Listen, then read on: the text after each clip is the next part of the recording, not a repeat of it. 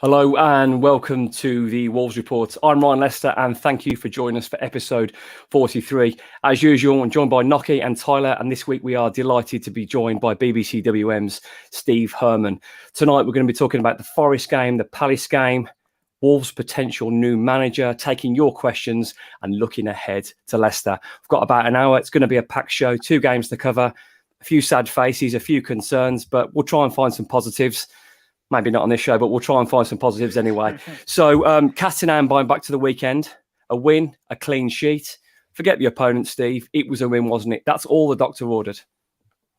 To be honest, yeah. I think at the end of the day, that's all that matters. Nice for Steve Davis, one of our own, as everyone was singing from the South Bank. Got a win. Was it the slickest?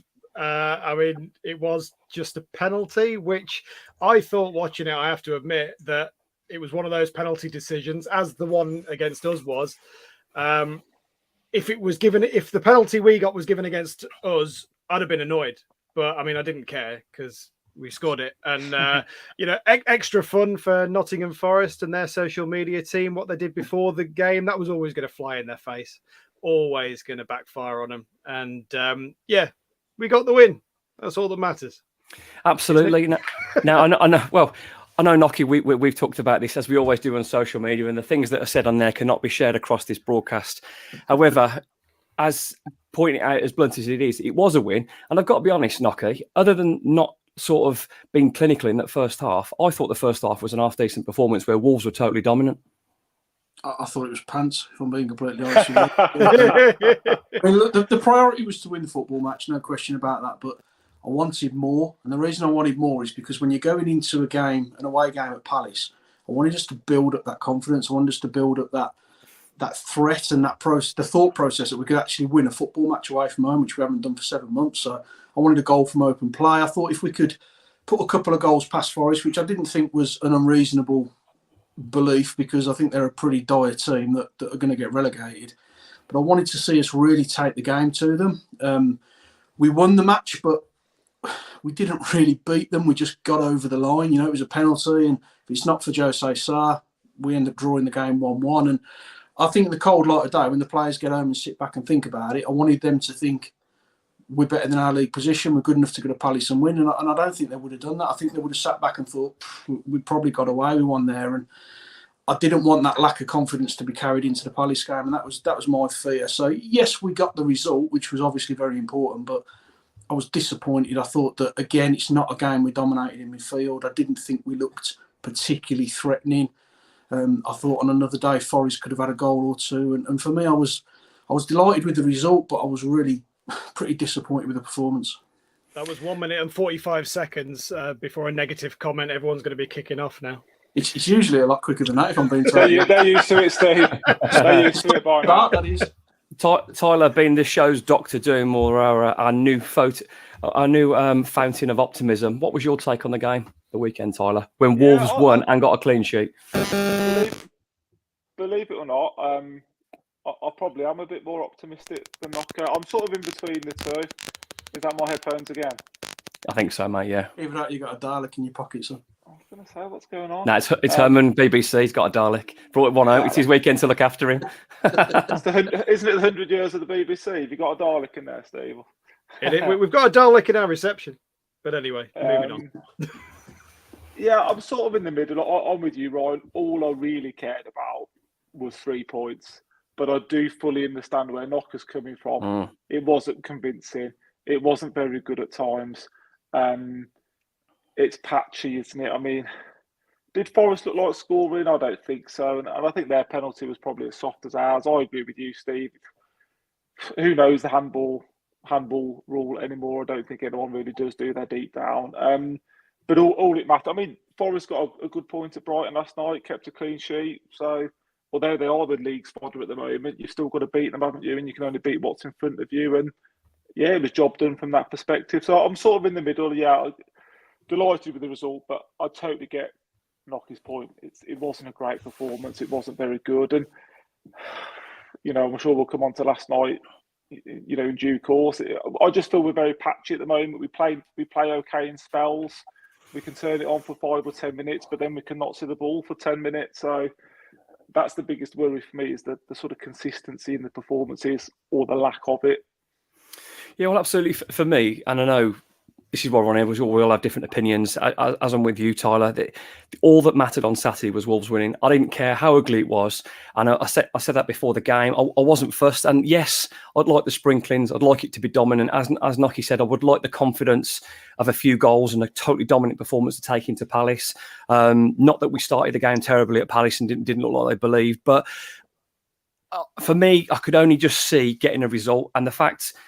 I know it's a poor Premier League team that have spent a lot of money, spent as much money as us, but it hasn't really done a lot for them. For me, it was just about the win. There should have been a little bit of confidence in the clean sheet. I'd kind of expect a clean sheet, but that was without Collins. So I'm trying to pull some positives out here, Knocking. I'm really struggling over the fact that we won the game. So he does have a really valid point. But guys, we won the game. Now, I think Adama was Adama, I think, was a clear positive, and I think he took that into last night as well. They were terrified of him. He kept getting in on that side every single time, and that was a clear positive from Saturday. I think that he looked near back to the levels of what we saw when he was linking with Jimenez, didn't he? His final ball still, a little bit wayward, isn't it? But they were terrified of him. Yeah, they were terrified, but it was his shot that won the penalty. It was his cross that set up Aït-Nouri. It was his cross that set up Max Kilman. And that's Adama Traore with an average final ball on that day. So if we're saying he's played average, he's created a goal and he's almost had 2 assists, Steve. So Adama Traore looks like he's surely now going to be one of the first names on the team sheet. I think so. I mean, he is the threat, isn't he, at the moment? I mean, hopefully Diego Costa, with a few more games under his belt, can get there. But I think Adama Traore is he's always been an enigma. But he's had an injury. He obviously was on loan at Barcelona. Didn't quite work out for him. So that's disappointing for him. But I think he's put that behind him now. And I mean, his future is still unclear, but he's still he's working hard now. He's got rid of that injury, and yeah, he was the main threat. That's where the penalty came from, and obviously got his goal in midweek against Palace as well. Yeah, I'm a big fan of Adama, and as Tyler pointed out, that he was a big highlight there. Someone's got a bit of echo, boys. I don't know who that is, but there's a little bit of echo in the background. Apologies for that. It wouldn't be a Wolves Report podcast if there wasn't a bit of feedback going on there. I don't know where it's coming from, but I can certainly hear a little bit. So, who is it? We'll have to find it out. I've disconnected everything, so hopefully it's not there. I'm not sure. Is it me? There is definitely. Right, let's Nocky. I'm going to have to mute you a second. No, it's not Nocky. What if it's me after all this? You guys carry on talking, and we'll see if it's me. All right, this is me talking then. I think Adama looks a good player. I mean, we know what he can do. We know what he's capable of. We know the qualities that he brings. I think what he's been lacking is someone to really get on the end of what he delivers. And you would hope with Costa being more central and getting better week in, week out, we can start seeing the best out of Adama. But we've got to get into those positions first and foremost, and we've got to attack the box. And I'm still not convinced we're doing that. I think it wasn't. As I say, he has been encouraging though, hasn't he, Knocker? Definitely. Yeah. I mean, at the end of the day, he's been the one threat. I mean, the thing that's always been levelled against him is that he gets to the byline, doesn't get the crosses in, but actually he's been getting himself in a couple of different positions. He's done that cutting inside, and that's what led to the penalty. And then, I mean, it was great to see him against Palace coming at the back post. I mean, that was a different side of his game that we haven't seen, which is good. Yeah, I completely agree. I think he's not a player I ever wanted to see go. I wanted him to stay at Wolves. I think he offers you something that no other player in the league probably does. Sam Maximan's probably the closest to him, in all honesty, and probably Wilfried Zaha as well. But I think he gives you that fear factor. Teams don't want to defend against him. You can see that players naturally drop off 5 or 6 yards and give you a little bit more space to play. And he can beat you. He can beat you with pace. He can beat you with skill. And he's something that I think if we can get it right, centrally attacking wise and through the midfield, I think he's going to get loads of assists for us, like he did with Jimenez was fit. Absolutely. I mean, it is a massive positive. I never wanted him to go. I felt like he was coming into his form. He was learning to run off the shoulder of the centre-back when he went. He scored the goal at Brentford that was disallowed. He scored against Southampton from more central positions where he was looking like a threat. If we can get that Adama back, we might only have him now for half a season, but the more he plays, the better he plays, the more he performs, the more he wants to perform, is the bigger move he'll get at the end of his contract. I know he really, really splits the fan base, but I don't see Adama as someone that's sulking. I see someone, like the last few games, as someone that's actually playing with a smile on their face. So let's bring Tyler back in. How you going? Is that all right now, Tyler? Yeah, it's good my end. Sorry, boys. Yeah, no problem at all. So we've just been talking about Adama still. Talking about the one positive. One of the positive I'm going to give it, and I know I'm going to say it's only Forest, so I don't want to be disrespectful because they spent a lot of money on an attacking midfielder for about £25 million. So we can't underestimate what Forest has spent. But in terms of a goal threat, I thought Wolves managed them quite well. Obviously, Max probably not as comfortable on the right as he on the left. Gomez defending was all right, but his distribution, he terrifies the life out of me. But you've got to credit them all. It's a clean sheet. It's 3 points. And I've got to be honest, that's all that was required at the start of the day. I didn't care how bad it was, how ugly it was. Molineux was tense. But one thing that I did find really pleasing is we didn't get our own way the first half. We didn't get the goal. It would have been easy in the second half for our heads to drop and to panic, but they didn't. They kept going. They got the reward, and then they panicked after they scored. But still, it's a team full of little confidence, not really a lot of belief. That it was about just seeing it through. I'll tell you the other positive: Joe Hodge coming on and chopping that player in the last couple of minutes. I mean, that's like that. I mean, Neves gave him a pat. Look at Knocker's face. It was lovely. It was great, wasn't it? That's exactly what you want to say. Exactly. Got stuck in, got the crowd going, and ultimately stopped a counter attack. You know, it was an ultimate taking one for the team from a young player, which was brilliant. He looks a good player. He does. He looks like a real sort of. I think he's a little bit like an Alex Ray. He's quite physical.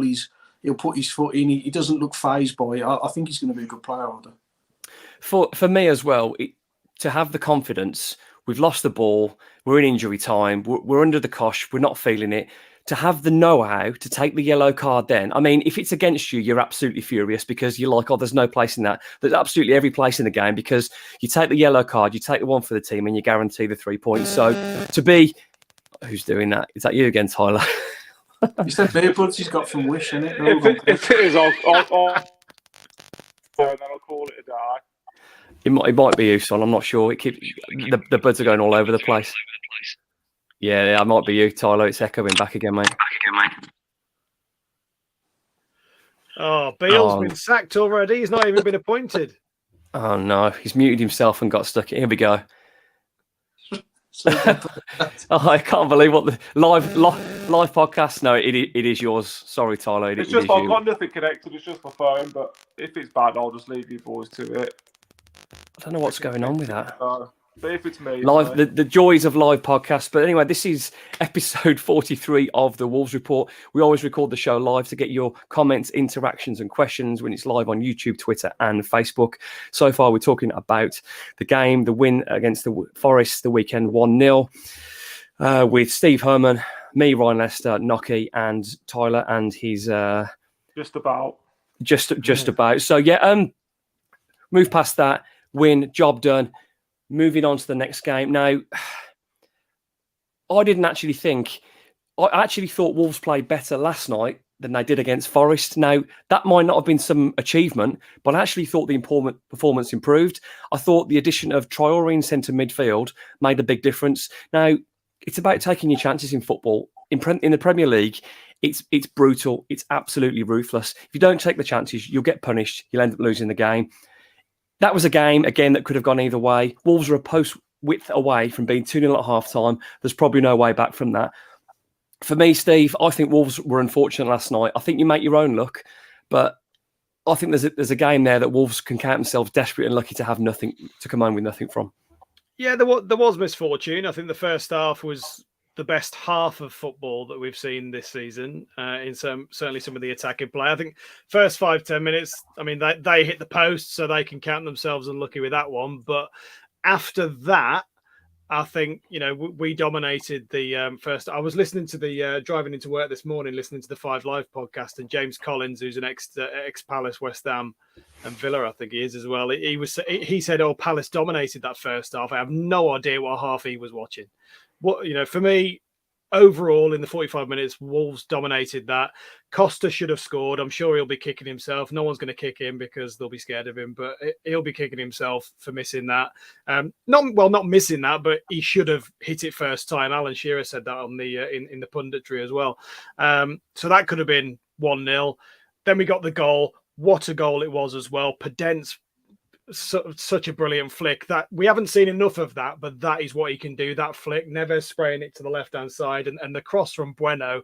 If we're talking about positives, he was one of the huge positives last night. His attacking play, especially going down that left-hand side, and the cross for Adama. We've talked briefly about Adama as well, obviously, and then you've also alluded to the free kick, last kick of the first half. If that had gone in and Costa would have scored, would have been 3 up, at least 3-1 if you count Palace's chance against the post. So we were unlucky, certainly last night, but I think what you can't excuse is conceding that early in the second half and switching it off. It lifted the crowd, and that changed the game. That changed the flow of the game. The other thing that changed the flow of the game was the triple substitution just before the hour mark. I saw a lot of criticism of Steve Davis on Twitter after it happened. And yes, it did change the game. And yes, as a change, it backfired. But what I said on Twitter during the game was, let's wait until Steve Davis explains why he made the decision. Boubacar Traore was on a yellow card. So and he was knackered. Yeah, so that didn't surprise me, and I think that was the right decision because there were tackles flying in, and it was getting scrappy. And a tired tackle, he could have got sent off.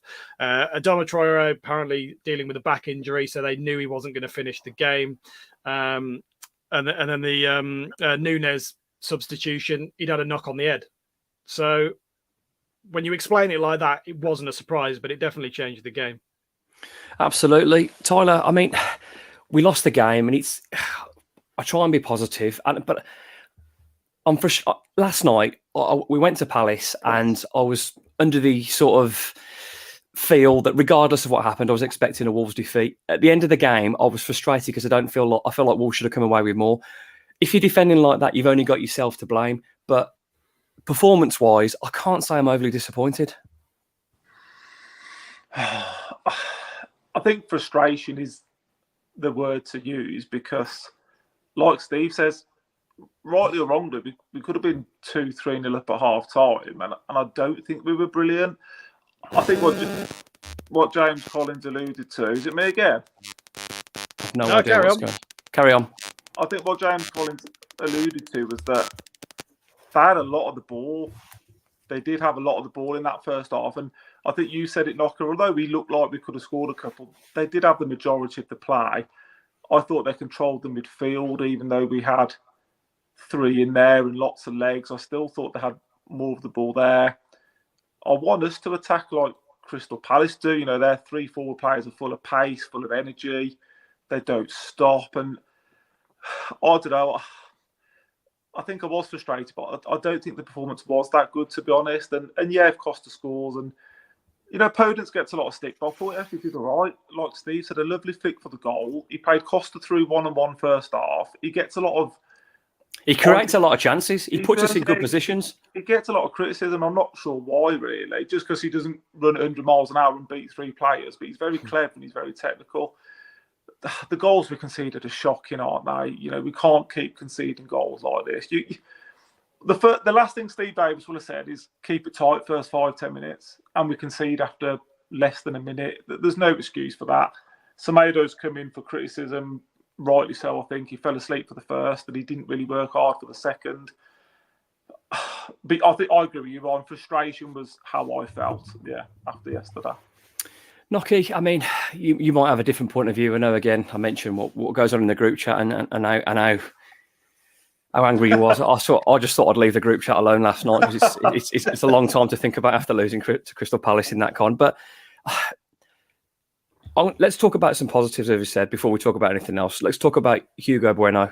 That guy last night I mean, he's a kind of version of E43, but he's more direct. Does E43 drop in 14 stepovers and a back heel there? I don't know. But that cross from a player making his full debut was an absolute peach. And credit to Adama as well. I mean, it was such a great team goal. And it was a glimpse for me of what this team are capable of if playing the right system. I thought Breno was probably our best player, which I'm not sure if that's a good thing or a bad thing when you look at the experience around him. I thought Adama had a decent game. But I know what we're saying about we had opportunities and we could have been 3 up, but we just don't control football matches. I mean, when was the last time you saw Wolves really take a grip of a game and dominate it? We just don't do it. I mean, we don't win midfield battles. We keep hearing about how good our midfield trio are. We don't win midfield. It doesn't matter who we're playing. We didn't win it against Bournemouth. We didn't win it against Forest. We didn't win it yesterday. I just don't think we control football matches in any aspect other than maybe 5 or 10 minute periods. And we were okay in the first half. I think maybe you could argue that a draw would have been fair at half time. Chances wise, yeah, maybe I'm being a bit harsh. Maybe we could have been in front. But just to jump in there, Nocky, that hit the post from a great shot from distance, which sometimes there's not you can do about. Other than that, I don't recall Jose Sarr having to do anything that half. So I do think you are being a little bit harsh. And I know you're still angry. Did their keeper do anything in the first half? Picked the ball out of the net. One off his post. And Costa should have had a shot. But even if, all right, maybe I'm being a bit harsh then, but let's look at the second half. There's a recurring theme that every time Wolves concede the first goal, that it almost feels like they give up. It feels like the heads drop. Yeah. I feel like some of the bigger players hide, if I'm being honest. I feel like you lose that 10% from some of the more experienced players. And I think that's why players like Hodge and Bueno are standing out at the moment, because they keep going. I feel like he's a recurring theme. When we did it against West Ham, we get that first goal away, you might as well go home. We did it against Manchester City. Every time we've conceded a first goal this season, it almost feels to me like they're a bit like, well, that's it, game over, we've lost it. And the second Palace equalised, I thought that was it. And there wasn't one part of me thought we'd get anything out of that game. And Semedo was brilliant first half. He controlled Sahar fantastically well. I thought he had him in his pocket. But then he gets caught under the ball and bang, it's 1-1. And then, you know, for me, what he did for that second goal, I'd have hooked him for it, because that was abysmal. He just walks back, follows Zaha. You can see where Zaha's going. He's not sprinting. He's ambling towards the penalty area. Semedo's jogging behind him, and it ends up being a tap-in for 2-1. And that was really disappointing for me. I just think there is a lack of confidence, but also we blame managers and we blame owners and we blame chief exec. When do we blame the players? Because for me, there's a lot of problems on that pitch at the moment. Them players are better than what we're seeing. And I don't believe we're as bad as our league position should be. So at some point, you have to look at the players and say, are you actually doing enough? Because I do honestly think players are hiding at the moment. That's a really good point, and I can't disagree. And it's probably something that people haven't talked about enough, because Bruno's had a load of stick, and he's sort of taken the flak on that. And then you get the interim manager come in, and so they're not really going to get a lot of stick because the local boy's managing his team. So maybe the players have got off a little bit lightly. I don't want Molineux booing to players or anything like that, but like you say, Nocky, I do have to say that you look across the board this season and it's hard to really pick many standout players. We've seen flashes. Last night the goal was a flash of what Wolves are capable of.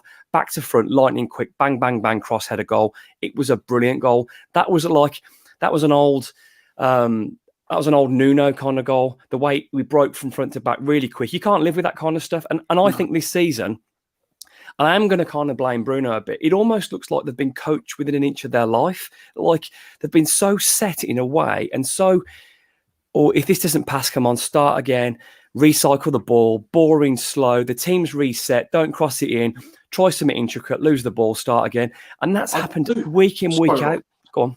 Jumping on that, I do agree entirely. It has been coached out of them. But you look at a Bournemouth, they get slapped, what was it, 9-7, whatever it was. 9.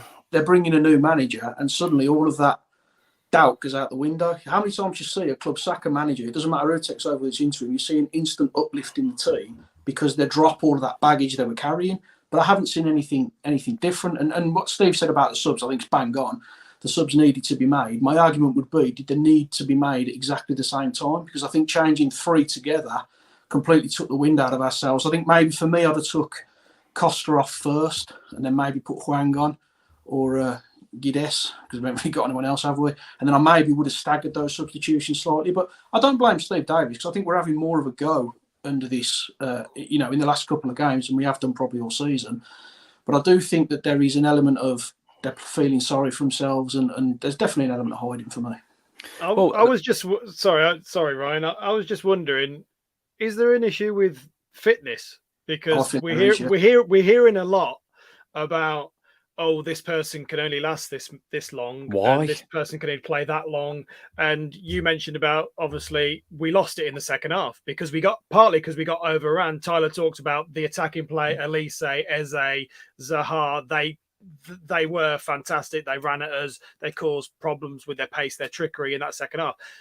Were we fatigued? And is that a genuine issue this season? I think a big turning point was losing Traore's legs in centre midfield, because I really like the look of him. He's probably one of our least technical midfielders, but he adds something that we don't have. He's in your face. He's into the back of people. He's nibbling away. He's not afraid of a challenge. He's up, down. I really, really like the look of him. Him in that team, potentially going forward with Núñez one side, him the other, and Neves. For me, that has to be the three going forward, because against Palace, too often we just get outrun. We just run out of legs. And like steamrolled us last year, it was an improvement on last year, but you don't get anything for improvement if you don't get the result. So for me, it sort of went downhill when we lost that engine in the midfield. But the guy's been ill. He's just come back. He's on a yellow card, tired. We can't afford another sending off. So, but yeah, going back to the main point you mentioned then, fitness does look like it's an issue. Obviously, you notice these things more if players aren't playing with confidence and because then you do more running, and it's probably more noticeable. Whereas if we'd have won, you wouldn't have said anything. But why are all these players so lacking though? It is really strange. Now, credit to Costa. I didn't think he would start 2 games on the bounce and play that much. I really like the look of him. And we didn't mention him. He's let's just going back to what he did on Saturday. We haven't had anyone doing that kind of stuff. And the North Bank, then when he did that, they were absolutely worshipping him. Last night, he's overplayed it when he's had his chance. Instead of slotting it in the corner, he's tried to turn in and go again. You know what? I think the goals will come. He's getting in the positions. I always worry about forwards when they don't get chances. If you're making that run to be threaded through by Podence, the goals are going to come for him. And if not, he's going to wind people up and create space elsewhere. So we'll look some more positives from a loss. I don't know where I pulled that out of the bag, but let's bring a reality check in with Tyler. I'm getting harshly done this week, not because we've worked on this so far. I know, but you built yourself such a reputation over the last 12 months. I'm trying to be fairly positive. Okay, Knocker, the angry hat's yours then, mate. So you're talking about the tracking back. As Steve mentioned then, is Semedo not committed enough? Is he not switched on enough? Or has he not just been doing his job properly? Was he knackered? I mean, that first half, he was up and down and he dominated Zaha in that first half. He had a fantastic first half. Did his head drop? Had his head gone? For a professional footballer not to track in any situation, it felt like a really soft goal to give away. Or even if he scores, at least make it difficult for him, not give him a free run. Yeah, completely agree. I think Steve's touched on a really interesting point, that is it fitness? Because did he not sprint back after Zaha because he physically couldn't get there? You'd like to think that's not the case, because they're professional footballers. There should be, although the club manage their fitness, they should have a responsibility to manage their own fitness levels. And if they're not there, then there's questions need to be asked. But I just think the second the ball hit the net after 50 seconds, I just think the heads had gone. I just think they'd almost given up, and they almost thought, we're not going to get anything out of this game. And I think that wins out your sails as well. I mean, I think when we're in a game and we're winning it, and you can almost taste mid-table, and then you give a goal away like that, it will take the wind out of your sails. But I suppose as well, Knocker, in that situation, because they would have gone into half-time all thinking we're that far off being 2-0 up here, and it's not a totally commanding lead, but you're going to do really well to mess that up from there. So you're that far off. Professionalism, though. I mean, and within 50 seconds, we give a goal away. Yesterday, second half, we give a goal away in 50 seconds.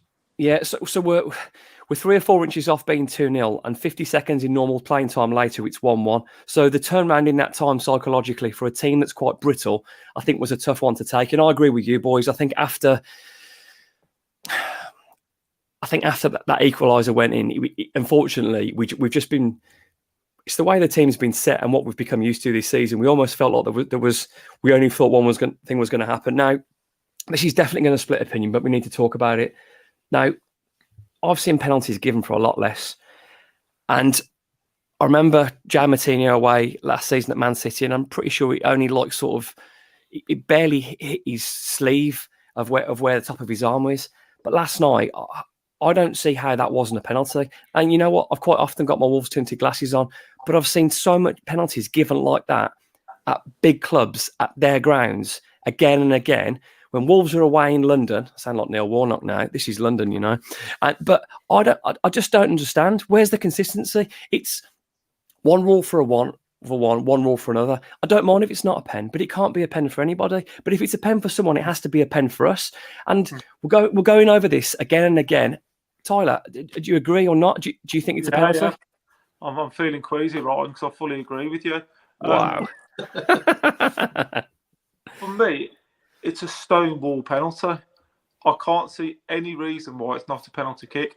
It's more of a penalty than the one we got on Saturday. Like you said, it's more of a penalty than the senior one. I think they've just got themselves in so much of a pickle, haven't they, with the handball law these days. I said at the start to you, Steve, does anyone actually know what the handball rule is anymore? If his arm's there, he's blocking the cross with his arm. I mean, it's clear as day. I'm with you, stonewall penalty. I know Knocker doesn't agree, and you know, that's why VAR, as I've said since day one, doesn't work, because it's still opinion-based. It's not factual information. It's not yes or no.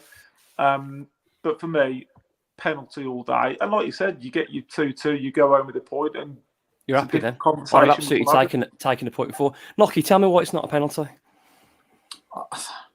We know my feelings on VAR. I think it's very subjective. I think if the referee gives the penalty, I don't think he overrules it. Yeah. But for me, I think he hits his leg. And we talk about his arms out. Well, how do you define an unnatural position? Because if he's trying to get his body across... Well, he was pretty much waving. Yeah, but if he's going to get his body across, his arms are naturally going to come. I mean, you can't just do a salmon, can you, to try and get across? You're going to have to move. You've got to move your arms up. Is it any more unnatural than the Forest guy on Saturday? No, I completely agree that there's no consistency. One a penalty and one isn't? If it's given, obviously I'll take it. But I always try and look at it boot on the other foot, and how would I feel if it was given against us? And I'd have been really disappointed. I've got to be honest. I don't think it's a penalty. I really don't. I think you slow anything down, you can find a penalty. And I get what you're saying about Jao Moutinho last season. That absolutely wasn't a penalty, but it's not the same VAR every week. It's different people with different opinions, and it's just completely subjective. And I hate the system. I think you go with the referee, whatever decision the referee makes, you give. But I personally, I don't think it is a penalty, but you have seen them given, which is a bit clear as mud, really, isn't it? But for me, I think I just think we get caught up with this unnatural position malarkey all the time. For me, if you're moving across to try and block the ball, you can't leave your arms behind, can you? So you're going to have to get that momentum to move into that position. So for me, I understand that, but Steve, I don't understand how if your hand is up here, I mean, Knocker's right. We've all played football at whatever levels, and your body moves around. But if your hand is here, that's not natural. And if it blocks the ball going towards the goal or a Wolves player, I just don't understand. And it's not really there. It's not really. Well, I'm only a little on compared to you, Giants. So I mean, you're up here and I'm here. So I don't understand how the inconsistent. If it was a pen for nobody, that's fine. But it needs to be, if it's a penalty for someone else, it needs to be a penalty for us. And again, maybe I'm frustrated because Wolves gave the game away last night, Steve. But those decisions, I can't help but feel shortchanged. I'll be honest with you, I haven't got a clue anymore. What about football, Steve? It's a fair comment. Can't see you for that. Genuinely, I haven't got a clue because we've touched on it. Knocker said that the phrase "clear as mud." Who knows anymore? Because it's not about it. It is about opinion. It's not about VAR. It's not about a specific rule. It's the beck and call of whoever is the referee and the VAR on that day. In real time, I didn't think it was a penalty, but I think certainly when you look back at it on VAR, yes, I think we can feel hard done by, but I think equally we can feel fortunate that we got the penalty against Forest on Saturday, as Tyler pointed out, and we talked about at the start. So I know this is definitely cliche, but it is swings and roundabouts, and we got one on Saturday that we can be fortunate for, and maybe we were hard done by last night. But again, I genuinely haven't got a clue anymore what is ample and what isn't. It's just really frustrating at this point because, yeah, we could debate it all night, and I'm sure in a couple of weeks there'll be the same debate again. So, how do you sort that? Because it's still subjective at the end of the day. Yeah, I mean, I've been promising this podcast for a while, but I've been in regular contact with Keith Hackett, who's going to come on, hopefully with Mark Halsey, and do a referee special, and we can talk about these things.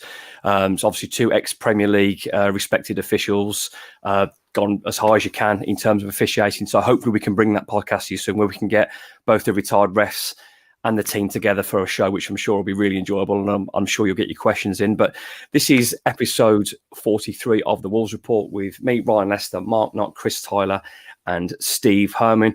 We've been talking about the Palace game. We've been talking about the win against Forest. It's almost time to move on to some questions, but let's just finish off on that Palace game. Just finish. I actually thought it was an improved performance.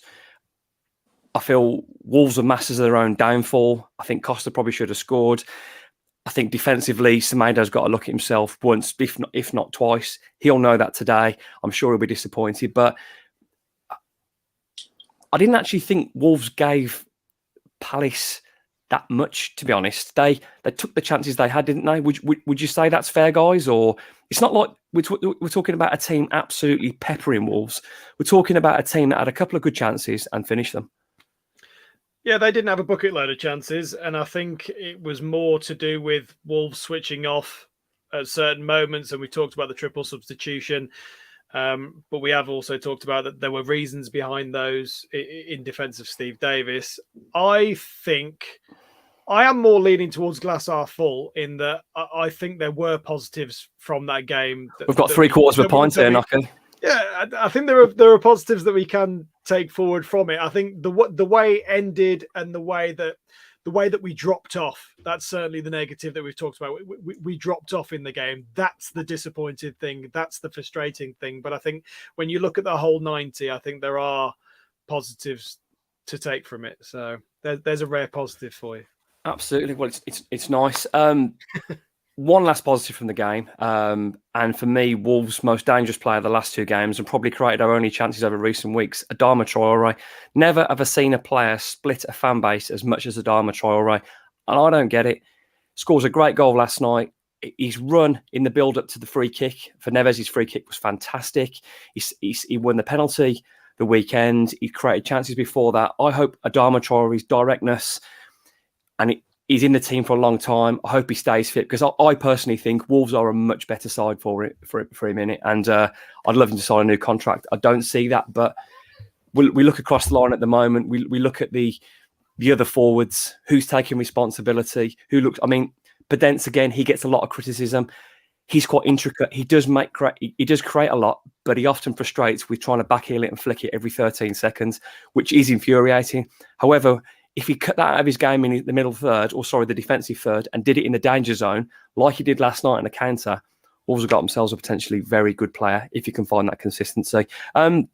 Before we take some questions then, let's talk about the potential new manager that looks like it's all but confirmed in the form of Michael Beale. On the Sky Bet latest odds, he's 1-10. Lopetegui was 1-9 and Nuno's 1-6. So we know the bookies there have been probably fed off what the algorithms say in terms of what people are betting, but some big people in the media channels have been talking about him, and he's their number one interest. I don't know if QPR are playing tonight. Maybe he's seen the game out there tonight. If they are, so I'm guessing that might be a chance to say goodbye. I don't know if it's definite, but from all the shouts, he looks like he's keen. It looks like working, and Wolves have taken a very different approach from the Mendes carousel in getting a young English manager, previously of Sao Paulo, assistant manager. Apparently the brains behind Rangers' success under Steven Gerrard. Also highly talked about at Aston Villa as assistant. And of course, this season taking QPR as far as the playoffs so far this season. This is an appointment, if it goes through, that's really going to split the fan base. For me, I'm excited. We've picked someone who's very much on the way up in their career. It is a risk, but any managerial appointment is a risk. Do we pick someone off the carousel, or do we go someone a different direction? Gentlemen, the floor is yours. Tyler, let's start with you. This will have to be my last podcast, Ryan, because I can't keep agreeing with you so much. I'm not quite sure what's going on. Look at Knocker's going to turn off. Look. So I'm about to die on my battery, so I just have to fire up. Carry on. I said the same, that you just used the word excited, and for some reason, there's no method behind my madness, but I'm quite excited by it, and I think maybe it's because it's refreshing and it's fresh and it's different to what we've been used to of another Portuguese tactical manager, like you said, off the carousel coming in, and he's obviously got some big admirers in the game. He's worked his way up. He's done his apprenticeship abroad. You know, I think women's football, lower league football, worked his way in. Gerrard, you know, we've all got our thoughts on Villa as Wolves fans, but Gerrard's probably one of the best players England have ever produced, and he says how good he is at what he does and how he's the brains behind the operation. I like it. I've genuinely haven't got a bad thing to say. It might be desperation. There might be nothing else behind it. But from, these foreign coaches that we've been linked with that we don't know anything about really, I think he's probably the best choice that we've got. And the players, like we talked about, they've got quality, haven't they? They've got ability. I think they just need some motivation and some direction, and hopefully he's the man to give it us. Steve, it's definitely, as Tyler said, it's a step in a different direction. It's a risk, but as I said, any dismissal and new appointment is a risk. But I'm the same as Tyler. I don't really have any methods behind the madness, but I'm excited. As a young and up-and-coming coach that's talked about highly across English football as one of the best young coaches. There's like Emi Martinez talked about how good and in-depth he was, and he never heard an assistant talk so much. The Villa fans I know have talked about him, about what a great bloke he was around the club. He got his chance this year at QPR. He's taken that. They're playing good football. They're near the top of the table on a limited budget. And all of a sudden, someone's coming knocking. Now, quite often, you've got to look at other coaches. Potter's the nearest comparison. Yes, he probably did his apprenticeship abroad and had a lot more games under his belt before he came to the Premier League and in the Championship as well. So it is a risk. But eventually, people like Michael Beale are going to get snapped up by someone taking a chance. So why shouldn't it be Wolves? I think it's refreshing. It's exciting. I think, of course, Lopetegui was the leading contender. And I think if he didn't have his issues and he would have said yes, then we would have gone with the norm and Mendes client and all that. But we haven't. And I think that happening allowed Wolves to take some stock.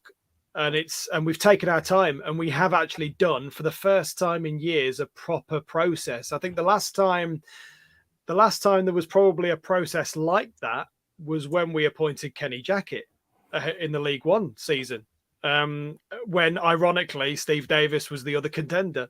How crazy things turn around. But credit to Mani Singh Kang, because he tweeted an article, and I can tweet it again later. There's an article that Michael Beale himself wrote in the Coach's Voice, and I read it just before I came on here, and it's fascinating. This guy is, you talked about what Emi Martinez has said and how much he talks. I know Steven Gerrard has said that, what Michael Beale doesn't know, he knows a lot of things, and he's worked 15, 20 years in coaching. He's got 15, 20 years of coaching experience. He's only 42 years of age, but because his playing career ended early, he's been able to work on his game for 15, 20 years. Good news for Max Kilman, because his first coaching experience was futsal in Bromley in Kent. He worked in the Chelsea academy, so he's worked with Jose Mourinho, and he said that part of his job was installing the system that the manager wanted to do. He's worked with Carlo Ancelotti. In this article, he talks about working with Jurgen Klopp and Pep Linders, the assistant. Obviously, then you talked about the Keep selling it, Steve. Keep selling it. Genuinely, it's a really good article. It's a really good piece. He went to Sao Paulo for 6-7 months and worked as an assistant, where he learned Portuguese, which isn't a bad thing at all either, as well, with the squad. And one of the key things he says in this article, sorry to go on, but one of the key things he says in this article is he talks about obviously youth coaching, which is what he was primarily doing at Chelsea and Liverpool. And he says, actually, what you had to do in youth coaching was more man management. It was getting players to find out what makes them tick and work on their skills.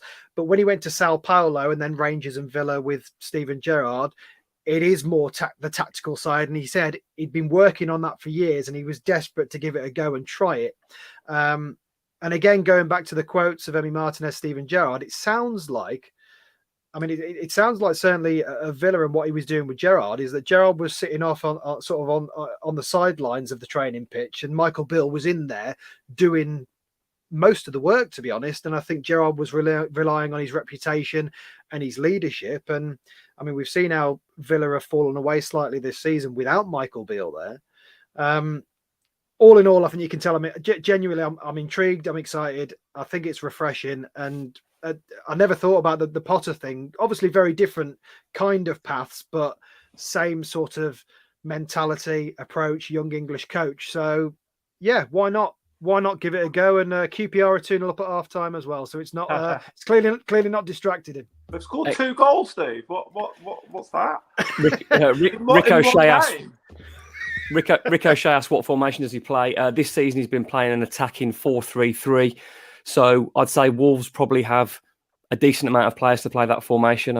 Nocky's going to probably say something different. say something different now. But I've got to be honest. After Steve Herman's sales pitch to him now, I cannot wait for Sunday, and I hope he's announced like now. I need to see this guy right now. Nocky, your thoughts on the potential appointment before I'm in court, of Michael Beale? Yeah, if I wasn't sold before, I was after Steve's speech. Then I'm well for it now. It's upset Gabby Agbonlahor as well, which is a big tick in the box.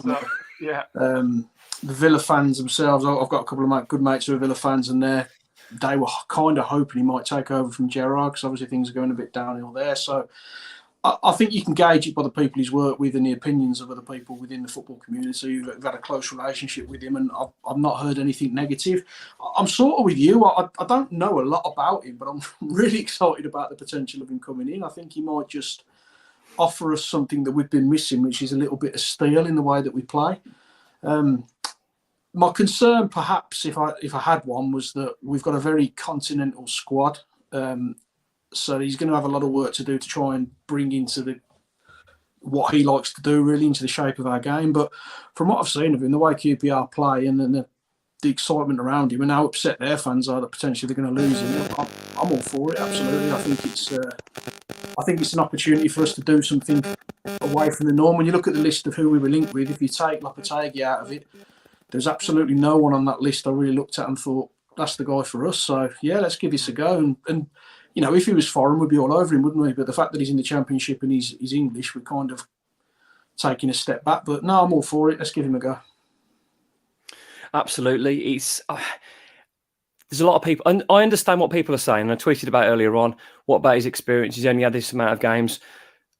Good managers and good coaches only stay at Championship clubs or whatever for a certain amount of time. People take punts on them. They have to have a go. And there's an opportunity for someone of that caliber, of that reputation. He's very much on the way up. He's grown as a coach. Obviously, he's only had one job, so he's not been sacked. He's only had positives in his career.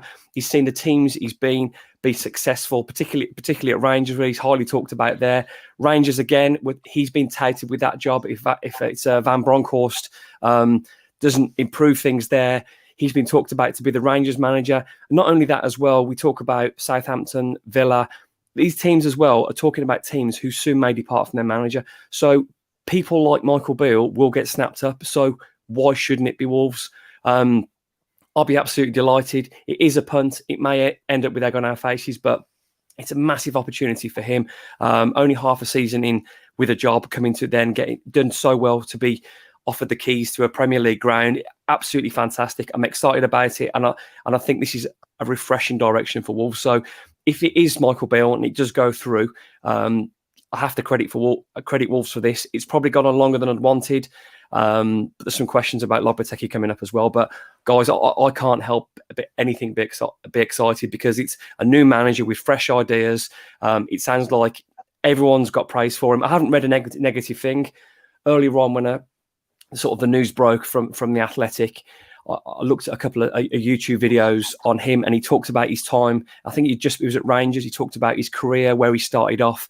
Very much what you said there, Steve, in terms of the article and how he's the different coaching philosophies and one-on-one, finding out people what they want to do, what makes them happy, what positions do they want to play in, what do they like to do, and working around like that. He sounds like potentially a fantastic addition, but mainly a great coach. Now, someone else mentioned this online. We don't need a manager because he'll pretty much have nothing to do with the transfers. He'll identify areas that he wants, but his job is to solely be coaching the team and picking the team. So I think that manager role now, Wolves are going to become more European, and he'll be purely the coach. And he'll identify areas, as we all will, but I think it'll be purely in terms of head coaching and nothing else. So yeah, I'm very excited. The talk was he would potentially they wanted him in the dugout on Sunday. That would be a massive lift. So let's see. But as you can probably see from, I can't believe we're unanimous. Everyone's excited about it. I mean, I don't think Nocky was sold, but Steve Herman's like, oh, he's won me round. He sold him a Ferrari. And one speech that too.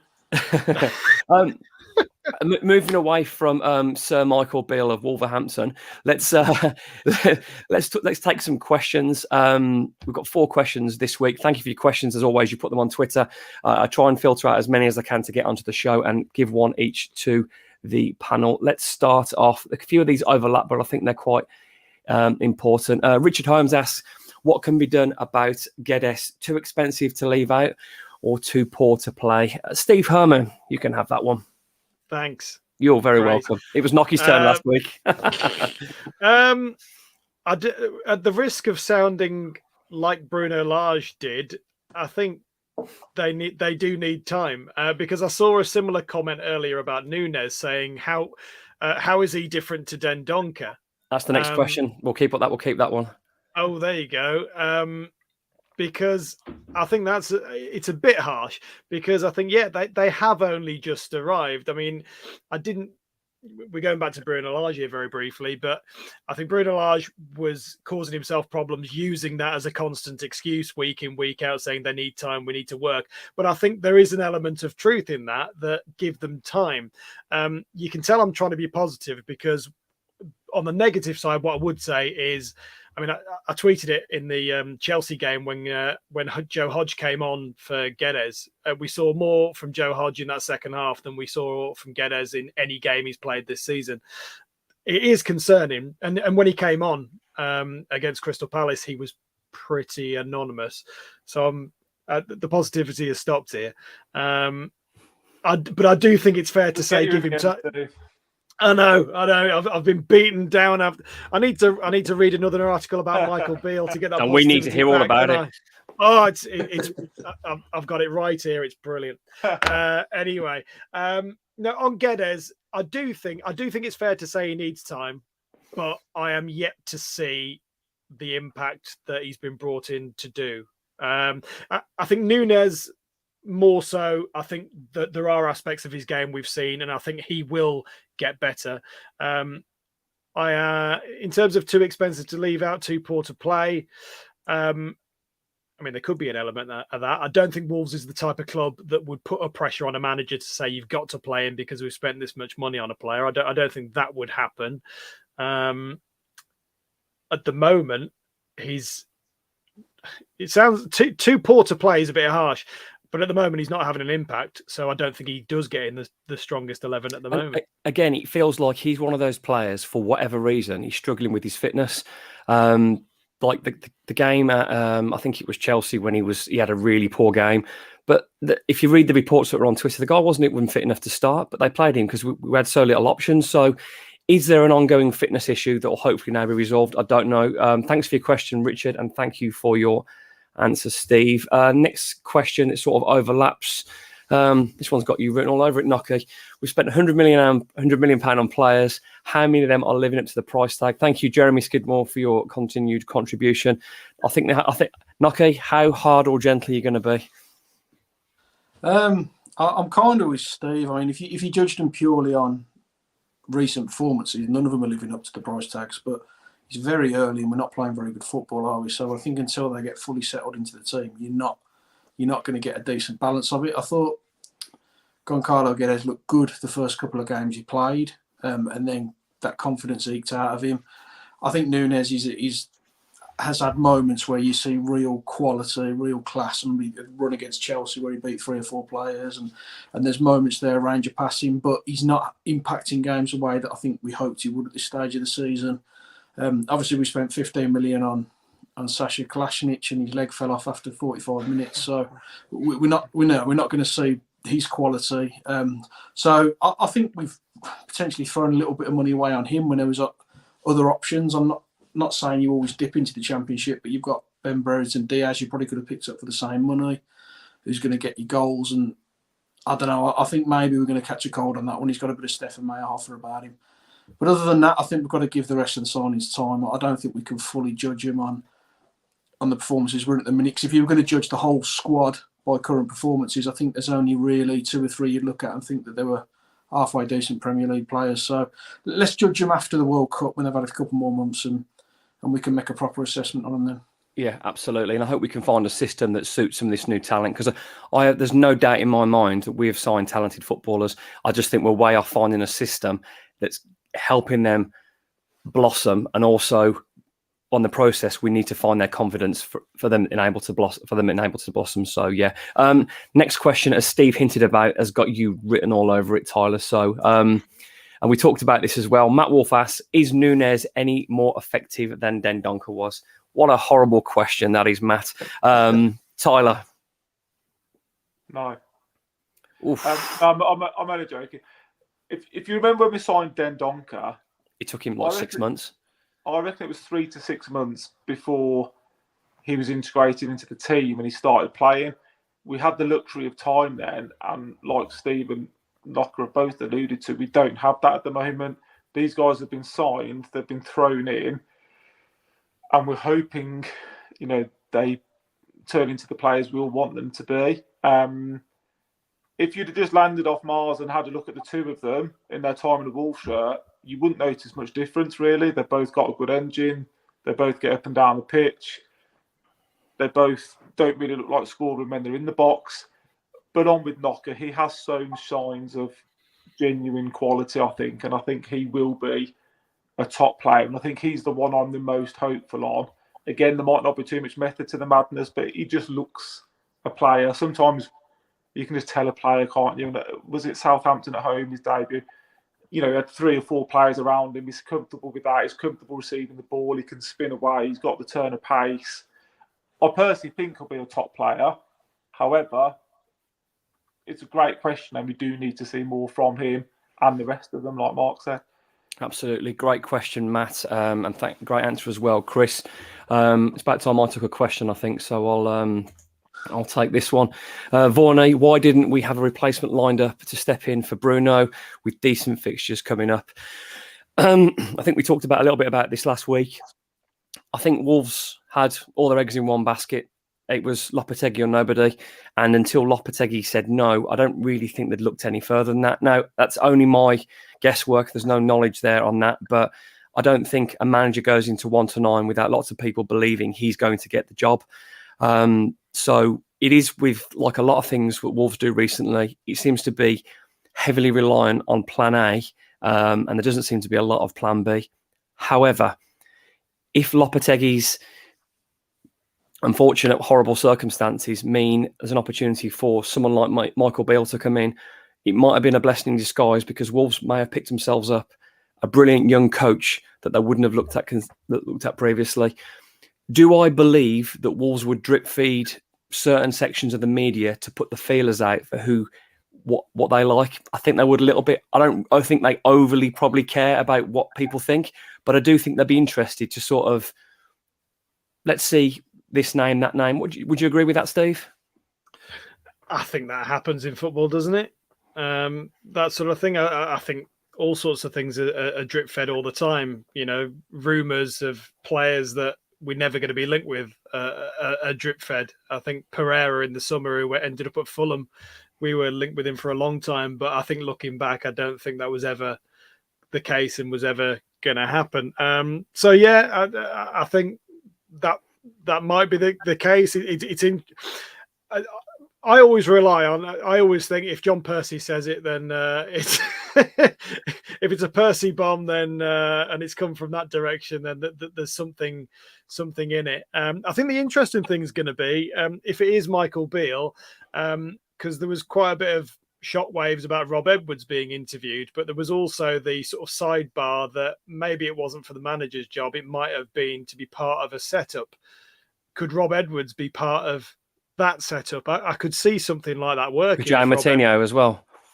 Well, yeah, we saw how Moutinho was acting on the touchline after he got subbed Never off. Never seen him do that before. I wouldn't be against it. I wouldn't be against him transitioning into a player coach role if it means that he stays around, because I think his influence on and off the field is fantastic. But yeah, sorry, I'm distracted by that Coach's Voice article again. I keep looking back at it and wanting to read it again. Oh, I have, Steve. You cheated on us in front of our eyes. Yeah. When this episode is finished, I have just tweeted it out. So yeah, I've just tweeted it out. I've tagged in the Wolves report as well. So if you want to read that article after this is finished, then you can check that out. 10 viewers this week, then, Ryan. Yeah, whilst live on the podcast, I've been reading this article. Thanks, Steve. But no, Jackie wasn't doing that, was she, last week, Ryan? No, Jackie didn't do that to us. And just a quick shout out as well. She's a pro. She's a pro. Just a shout out to last week as well. We do the scores and the predictions. Last week, Jackie said 1-0 Wolves. Neves. Not only did she say Neves, she said Neves penalty. So well done, Jackie, and hopefully you'll be on the show again soon. And you probably won't read articles in the middle of the show. So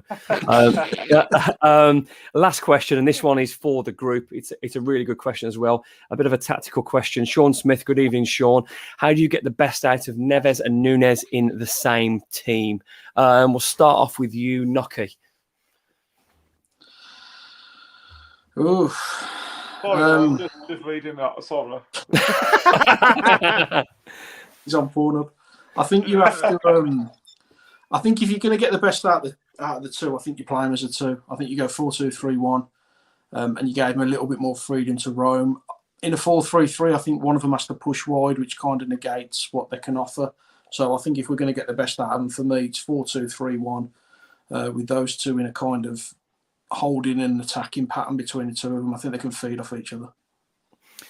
Are we going to fit them both in the same team and get the best out of them, Tyler? Yeah, I agree. If it is a case of getting them together, like Knocker said, but as we've found, we've been a bit light 4-2-3-1, haven't we? And on with you, I think Boubacar, you can see what he's about, can't you? So maybe there is a place for him in there to try and let them two play a bit more. But if it was to answer that specific question, then, like Mark said, they're two top quality players. You'd like to think they're able to play together. Absolutely. Stato, Steve, your tactical analysis. It's an old name there, isn't it? An old handle. How we can get Núñez and Neves both firing at the same time. I'll have to consult my Coach's Voice article by Michael Beale because it has excellent tactical analysis. I hate to say this, but I'm not sure.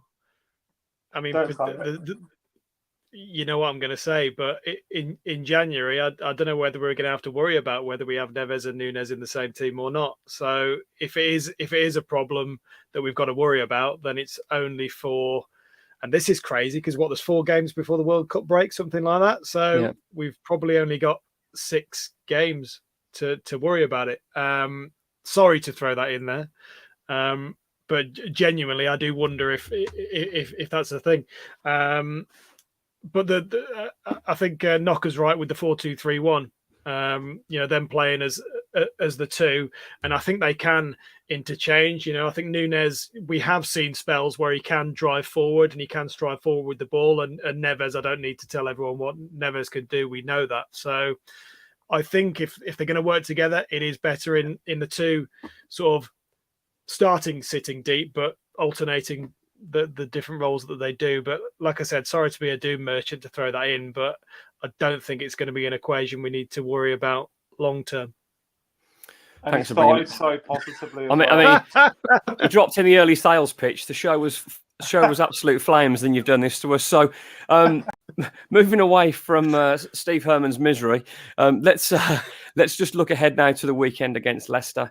Just before we talk about that, this has been episode 43 of the Wolves Report. Chris Tyler, Mark Knox, Steve Hearn, and myself, Ryan Leicester, talked about the last two games, talked about the potential appointment of Michael Beale. Now we're looking ahead to the Leicester City game. Looking at the results, the way they're going so far tonight, I mean, it was always a big game on Sunday, but this looks like a massive game. Potentially the new manager's first game. I can't see him shifting away too much from 4-3-3, but I couldn't tell you what the team will be after. It's a tough one to call, isn't it? But I do think and hope we get that new manager bounce knocker.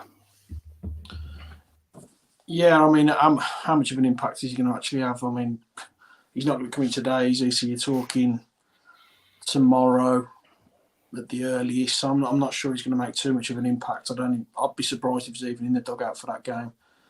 If it's me, I'm going to keep the 4-3-3.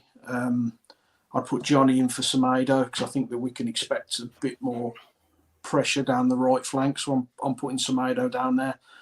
I'd keep Hugo Bueno in at left back. I don't think he's done anything to get dropped. The rest of that, we haven't really got a lot to manoeuvre, have we? I mean, you're going to stick with Costa up front if he's able to play 3 games in a week. I kind of think he has to because I don't think we've got anything else to put in that position. So maybe we get 60 minutes out of him. Adama, one side, Pedence the other, and the midfield picks itself, doesn't it? If Boubacar's fit, I think he plays. Other than that, I don't think we've got a great deal of wiggle room. Yeah, I'm pretty much on side with that. I'd say it's almost the same team, really. There's a temptation to bring Jan Martino in, but again, there's a lot of mobility in that Leicester centre midfield. A lot of good, as Brendan Rodgers says, a lot of good technicians in there. So I think we need the legs to combat what they can do. Tyler, what would you do ahead of that game? I don't know. Like I said, the options aren't endless, are they? The only thing I'd say about Bueno is, yes, he did well, but he's coming up against probably Maddison, Barnes, Vardy. They're good players. Although the Palace forwards are as good as well, but Maddison's probably been as good as anyone in the Premier League this season going forward. So it'd be a big ask for him. And I always think with young players, sort of take your time a little bit with them. If Aït-Nouri's recovered and Johnny's had another week of fitness, I'd maybe think one of them might come back in. I think Semedo had a bit of a shocker for the goals, but I think I'd probably keep him in. And I agree with Knocker on the rest. There's not a lot to change. You're not bringing Tim Steele in, are you? The Portuguese Tim Steele. And so what have we got? That's it, isn't it? There isn't much else to go at. I mean, the only place we've got options is at fullback, realistically. Absolutely. Steve Herman. If everyone's fully fit, I wouldn't be against starting with the same team that started against Crystal Palace. I think, I did talk about the positives of that first half, and I think it was the best half that we've seen. So I wouldn't be hugely against it. I think Tyler's spot on that Maddison is the one player that worries me. We saw what Zaha, Eze and Elise did in the second half. Maddison is like that. He's got tricks and he can cause some trouble. Leicester have got a few more players as well like that.